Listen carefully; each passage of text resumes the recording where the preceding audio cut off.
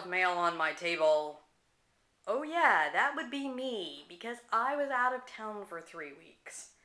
But whether or not you've been out of town for a while, or just have been not checking your mail, sometimes you may come upon a pile of papers looking like this, and you wonder what to do with it. Well, let me explain a couple of different techniques that you might try so that you can deal with your paper pile. Okay, so I made a decision that since I was gone from Thursday, October 21st through Saturday, November 13th, I was not going to read my newspapers. Now, I only take the Friday, Saturday, Sunday newspaper, so this is only that accumulation. You can only imagine if I had more than that. So what I'm going to do is I am going to set my time timer here for 10 minutes and see if I can get all of these newspapers into the recycle bin in that time. See you in 10 minutes. Woohoo! I got it done in 5 minutes.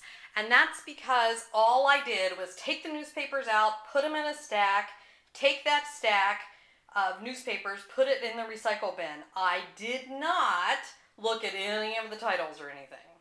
So next up is my bin that says things in envelopes. Now the reason I divide into things in envelopes versus catalogs, magazines, and flyers is because I know that with several weeks worth of accumulation, the things in envelopes are much more likely to be important and to have bills and things of that nature and to need responses. Now in order to process this bin, I need some tools. My 3 tools are a Post-it notepad, a letter opener, and a pen. The first thing I'm going to do is I'm going to see if in 10 minutes again, if I can get these into some pre-sort piles by type of action. So let me see if I can get that done. Here's my timer. I'm going to reset it for 10 minutes. I'll be back. 10 minutes has passed. Here's what we've got so far. We have a shred pile. We have a recycle pile. Notice how nice and big it is. We have a pay, file, and respond. And what we have in our box left to process has gone down. Now, one thing that made this so quick is that I have made some decisions. For example, I know that I don't want any, let me see, where is it? I don't need any new credit cards. I don't need the coupons from the Val Pack. So it made these things much easier to process. Now I'm going to take a little break, and when I come back, we'll conquer the rest of this pile. Given how long it took me to get through the first part of the mail, I'm giving myself 20 minutes to go through this part. Here's the timer. We're setting it for 20.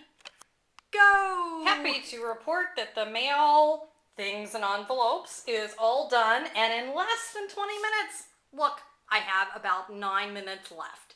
So now I'm going to tackle this bin, which is catalogs, magazines, flyers. Now I know that it looks pretty full here, but since a lot of it is catalogs, and I know that I'll get more catalogs in just a few days, I know that most of this stuff can go. So I'm going to set again 20 minutes and see if I can get through everything.